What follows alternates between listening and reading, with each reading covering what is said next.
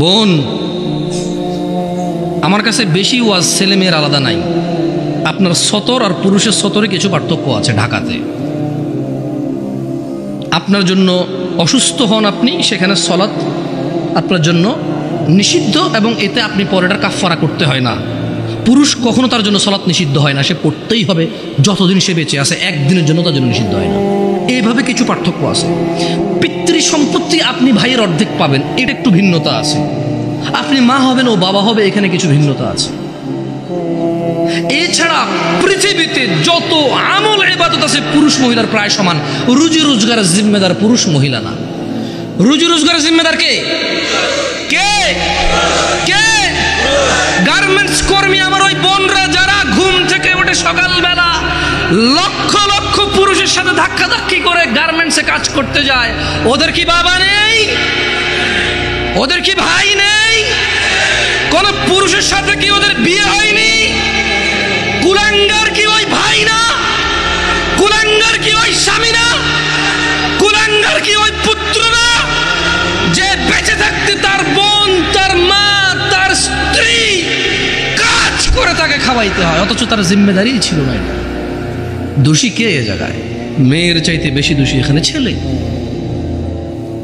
এদেশে মহিলাদের কাছে 10টা টাকা থাকে না ভিক্ষা দেওয়ার জন্য। আপনি দেনই নেই কখনো, আপনি দেনই নেই কখনো। দেশের বহু মহিলার কাছে ভিক্ষা দেওয়ার জন্য 5টা টাকা থাকে না। একটা ফকির আসবে 2 টাকা ভিক্ষা দিব, টাকা নাই তার কাছে, আপনি দেন না তাকে। আর ওর বাপ মরে যাওয়ার আগে ইচ্ছা করে মেয়ে পেয়ে গেলে আরেক বেটার পোলা ভাগ পাবে, মেয়ের জামাই আর নাতিরে তো ভোগ করবে, এই ভয়ে বেঁচে থাকতে ছেলেদের নামে সব জমি লিখে দিয়ে গেছে। জালেম ওই মেয়েটাকে ফকির মিসকিন করে দিল। আর এর ভাই জমি যতক্ষণ আছে এটা ডাইকা ডাইকা খাওয়াবে, মাসে 2 মাসে ঈদে সান্দে জামা কাপড় সেমাই চিনি এগুলো দিয়ে থাকবে। কেন? জমি দিবে জন্য। এখন ওই বোন চিন্তা করে, আরে যদি আমি সম্পদ নিয়ে আসি, যা একে তো সে ডাবল পাইলো, আমি অর্ধেক পেলাম, একটুকু যদি নিয়ে আসি, ছেলে মেয়ে স্বামী নিজের দরকারে, বলে যে অংশ আনলে ধ্বংস হয়। তুই অংশ নিয়ে ধ্বংস হস না, অংশ নিয়ে ধ্বংস হবে কেন রে? তোর বাপের অংশ তুই খাবি, তুই ধ্বংস হবি না। তোর বাপের অংশ তোর বোনে খাবে, সে তার বাপের অংশ খাবে, সেখানে ধ্বংস হবে। তোকে যা আল্লাহ নির্ধারণ করে দিয়েছে, নির্ধারক আল্লাহ, এখানে তোর অধিকার রেখেছে আল্লাহ, ওই মেয়ের জন্য অধিকার রেখেছে আল্লাহ। তুই খেলে ধ্বংস হবি না, ও খেলে ধ্বংস হবে কেন রে? এদেশের বাপ ভাই সবাই প্রায় জুলুম করে মেয়ের প্রতি, স্ত্রীর প্রতি, ইভেন মায়ের প্রতি। প্রায় ছেলেরা তাদের বাপকে যেভাবে ভয় পায়, মাকে সেভাবে ভয় পায় না, প্রায় ছেলেরা। তো আমি বোনদেরকে বলি, শোনো বোন আমার, আমি সলা নিয়ে কথা বলছি, এখানে সব সমান। আমি কুসংস্কার নিয়ে কথা বলেছি, উদাহরণ উদ্ধৃতি দিয়েছি, হারাম হালাল নিয়ে বলেছি, সবার জন্য সমান। আল্লাহ নবী সাল্লাল্লাহু আলাইহি ওয়াসাল্লামের উম্মত মহিলা এবং পুরুষ সবাই। মহিলা এবং পুরুষ যে আল্লাহ নবীকে অনুসরণ করবে সে আল্লাহ নবীর উম্মত। আর আল্লাহ নবী বলেছে, কুল্লু উম্মতি ইয়াদখুলুনাল জান্নাহ, আমার সকল উম্মত জান্নাতে যাবেই যাবে। ভাই আমার, বোন আমার, তোমরা আল্লাহ নবীর উম্মত হও। শোনো, এখানে আজকে আসছো, 2-4টা হাদিস বলি, মনোযোগ দিয়ে শুনে তুমিও চলে যাও, আমিও চলে যাই। আন মুআয ইবনে জাবাল, ভাই ও বোন আমার, মুআয ইবনে জাবাল রাদিয়াল্লাহু আনহু থেকে বর্ণিত, তিনি বলেন, ক্বালা রাসূলুল্লাহ সাল্লাল্লাহু আলাইহি ওয়াসাল্লাম, আল্লাহর রাসূল সাল্লাল্লাহু আলাইহি ওয়াসাল্লাম বলেছেন, আলা উখবিরুকা বিরাসিল আমরি কুল্লি, আমি কি সমস্ত কাজের মূলটা তোমাদের জানিয়ে দেব না?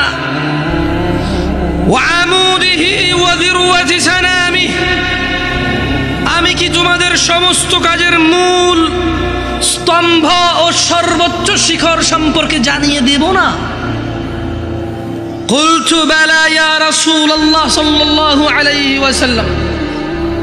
মুআয ইবনে জাবাল আল্লাহর রাসূলকে বললেন, ইয়া রাসূলুল্লাহ সাল্লাল্লাহু আলাইহি ওয়াসাল্লাম, জি আপনি আমাকে জানিয়ে দিন সব কাজের মূল কি, স্তম্ভ কি এবং সর্বোচ্চ শিখর কি। তিনি সাল্লাল্লাহু আলাইহি ওয়াসাল্লাম বললেন, রাসুল আমরি আল ইসলাম,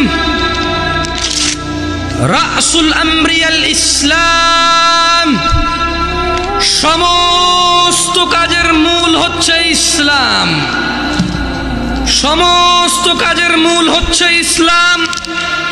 ওয়া আমুদুহুস সালাহ, এবং ওর খুঁটি স্তম্ভ হচ্ছে নামাজ। ওয়া যিরওয়াতু সানামিহিল জিহাদ, এবং সর্বোচ্চ শিখর হলো জিহাদ করা। সমস্ত কাজের মূল হচ্ছে ইসলাম। যত কাজ করবে সব কাজ নেকি বলে গণ্য হবে মুসলমানের, এবং এই সকল কাজ নেকি বললে গণ্য হওয়ার পর তা টিকে থাকবে। এটা হচ্ছে ইসলাম। সকল কাজে ইসলামের উপরে আসবে। মুসলমান যত ইবাদত করবে এটা হচ্ছে মুসলমান, ইসলাম। ওয়া আমুদুহুস সালাহ, এটা হচ্ছে সালাহ, আমুদ খুঁটি, যেটা পুরো ইসলামটাকে ধরে রাখে। একজন মানুষ মুসলমান অথচ তার সালাহ নাই, তাহলে তার ইসলামও নাই। খুঁটি নাই, ইসলাম নাই, ইসলাম নাই, কোনো কাজ নাই। যাকাত নাই, হজ নাই, সাদাকা নাই, দানশীলতা নাই। ও করেছে, ও হজে গিয়েছে, ও সাদাকা দিয়েছে, একটাও নেকি বলে গণ্য হবে না। কি নাই? কি নাই? কি নাই? সালাত নাই।